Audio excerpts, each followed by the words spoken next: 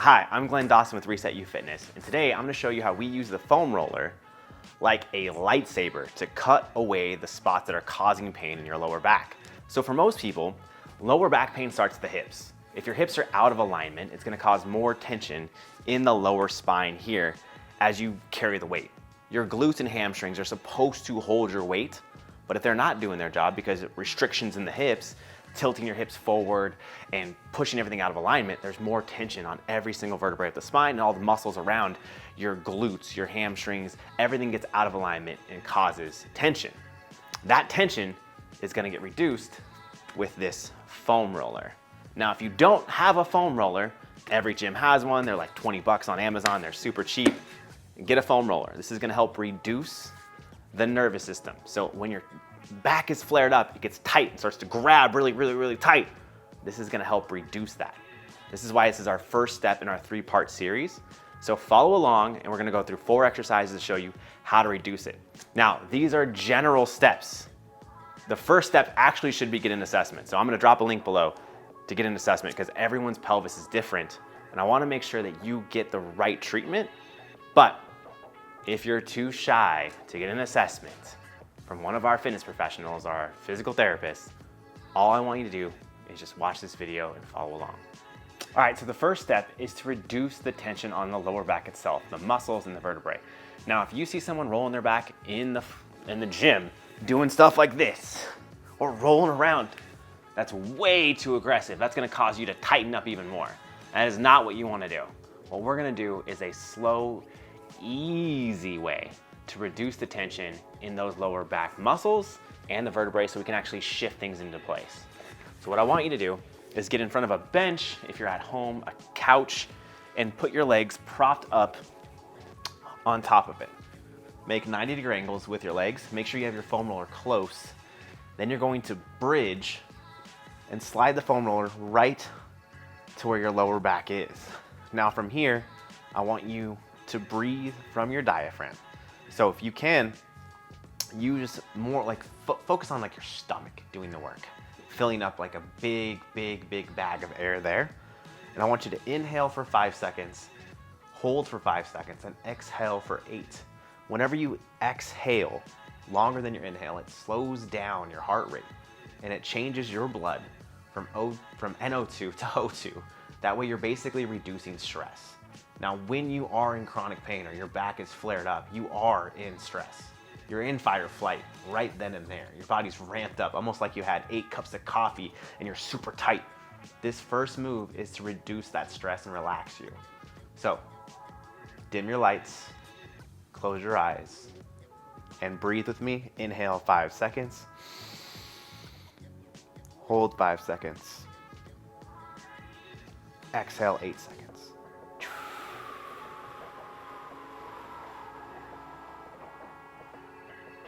Again, inhale 5 seconds. Hold 5 seconds. Exhale 8 seconds.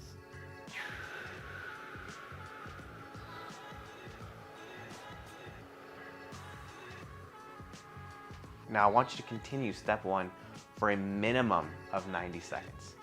At the end, if one side of the hips feels really tight, you can shift your knees to that side and get more pressure on that side and reduce that tightness in that QL, which is like a muscle that connects your rib cage to your hips.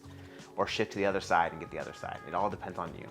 Once you finish your 90 seconds to 2 minutes, bridge, pull the foam roller out, come back down, and then roll over back onto your stomach for step 2.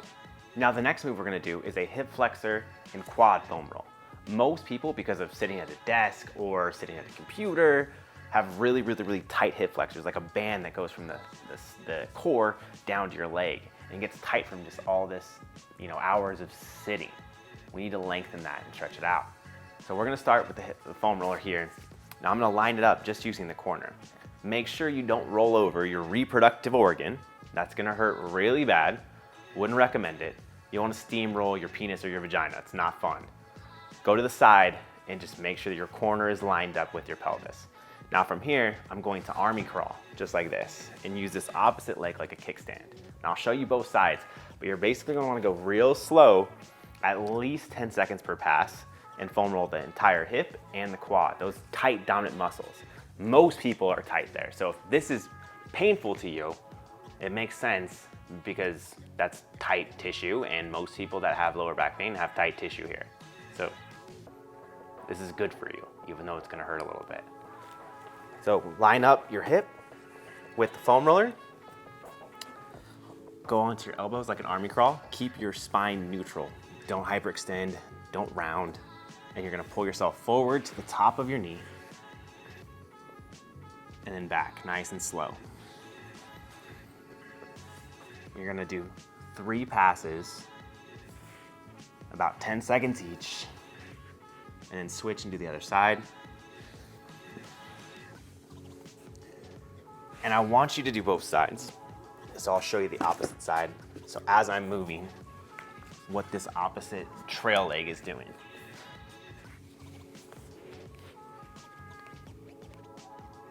And see how I keep my spine neutral? I'm not rounding.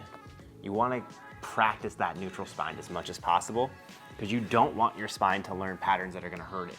If it's neutral, you have way less chance of it getting hurt. All right, now move on to the third place to foam roll. The third place that you wanna foam roll is your groin. So this area here. It's very similar to what we just did. So we just did this, we're gonna flip it over here. Now again, follow Glenn's rules of not rolling over your reproductive organ. It's not fun, don't do it. You're gonna take the foam roller here and out and line it up at your side, and you're gonna sideways army crawl. This way you can open up the inner part of your hip. So it looks like this. Start close to your reproductive organ and pull away. Again, maintaining that neutral spine and using your elbows to move. Same thing as the last one. You wanna go 10 seconds per pass, 3 passes at minimum. If there's a knot in there, you can flex the leg out a little bit and kind of work the knot. It's not required. If this is your first time foam rolling, honestly, just get through it for the next 3 days because it's gonna hurt. And then after 3 days, it'll become enjoyable.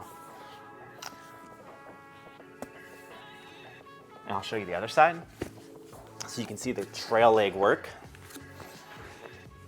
And just maintain stability throughout the whole motion.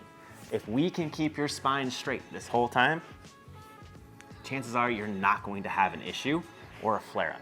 The whole goal of the foam rolling is to reduce all that tension in your nervous system, all the guarding. So the last thing we want to do is flare you up. All right, we got one more. This next foam roll is for your glutes. So your glutes wrap around the hip capsule. If the hip capsule's tight, it's gonna throw off your lower back. So we wanna reduce the friction there.